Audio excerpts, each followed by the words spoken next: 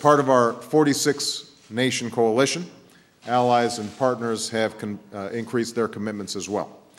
We're partnering with Afghan and coalition forces, and we've begun to reverse the momentum of the insurgency. We have taken the fight to the Taliban in Helmand province, pushed them out of their stronghold in Marja, and are working to give Afghans the opportunity to reclaim their communities.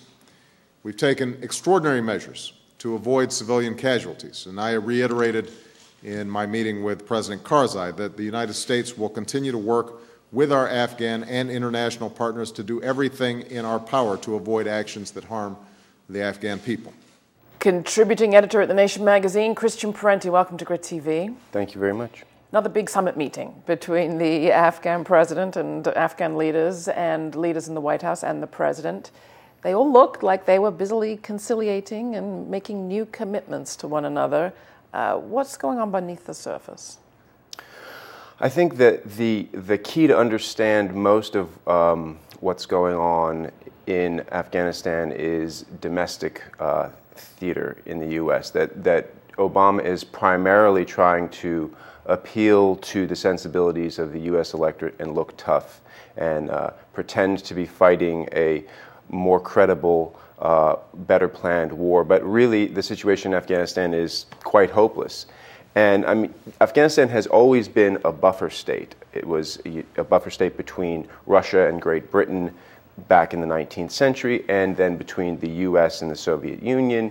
And so, too, it plays that same role now. It was the Bush administration's trampoline to get to Iraq. It was the legitimate war on the way to the illegitimate war. So, too, for Obama to cover his tracks by pledging to withdraw from Iraq, he had to pledge credibly to build up in Afghanistan to show the electorate that he was tough, to cover his perceived weakness in that regard.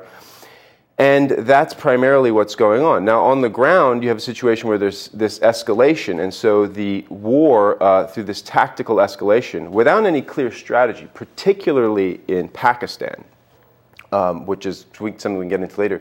So with this escalation, the war then becomes its own problem to some extent. It becomes as an iatrogenic illness, as they say in medicine, where you apply medicine that creates a symptom, and then you have to apply more medicine to that symptom. So now the situation is sort of self-feeding. And you have Hillary Clinton's comments. I mean, those are just the latest comments that basically reflect revenge as the driving motive here. In January, when the CIA suffered a spectacular hit against their base in Khost, Afghanistan, they immediately ramped up drone attacks, and it was pretty clear that this was about revenge, not about a strategy, not about a plan, but just about lashing out at those who had killed some very high-level people. Well, revenge seems to have been the only motivation that anybody could be clear about since the very beginning of the U.S. war in Afghanistan in response to 9/11s. Today we're told, and we've been told for many months, years now, that part of the agenda is also democratization.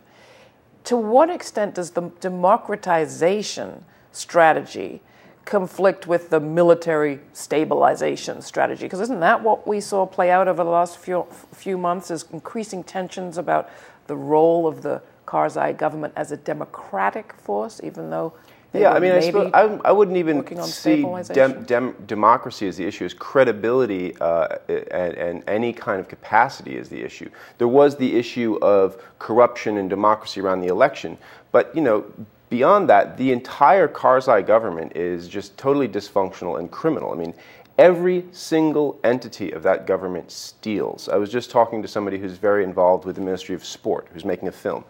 There's been like $30 million budget for the Ministry of Sport. They haven't built a single playing field. People just come in and they steal all of the money. They don't even, you know, create fake companies.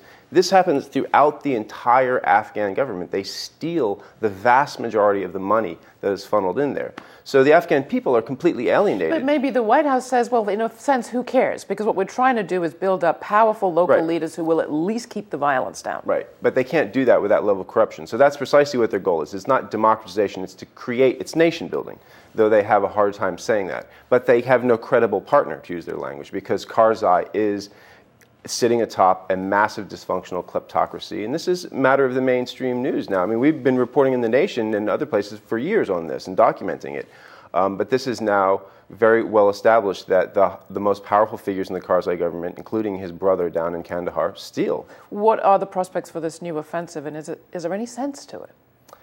I don't think that that it's going to work particularly. I mean, you see the Marja offensive, right, which was not really a town. You could look at it on Google Earth and see that it was a farming village.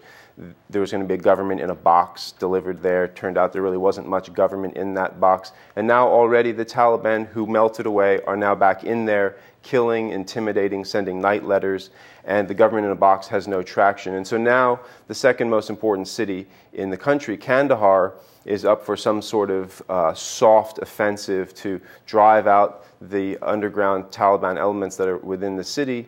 And if Marja, this collection of farms, is any measure of how things are going to go, then the new offensive in the south is probably not going to work, nor are the increased drone strikes across the border in Pakistan. Well, I was going to say, is there any chance that U.S. forces will withdraw on schedule July of 11 from Afghanistan and not simply be transferred to Pakistan? Well, it wasn't.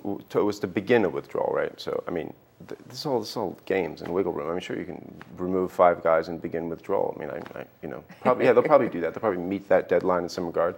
Is the war going to wind down? No, and partly because crucial in understanding this is Pakistan. Okay, before the communist coup in 1978, before the Soviet invasion, there was an Afghan president who overthrew the king.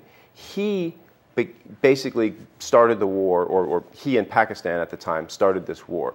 Some of the people who are now in the Taliban, like Gulbuddin Hekmatyar, some of the people who are now in Karzai's government, in the mid-70s were guerrillas in Pakistan coming across the border to disrupt Afghanistan. Pakistan has been destabilizing Afghanistan for over 30 years, and it does this because it is concerned about Afghanistan being allied with India, and that's its primary concern.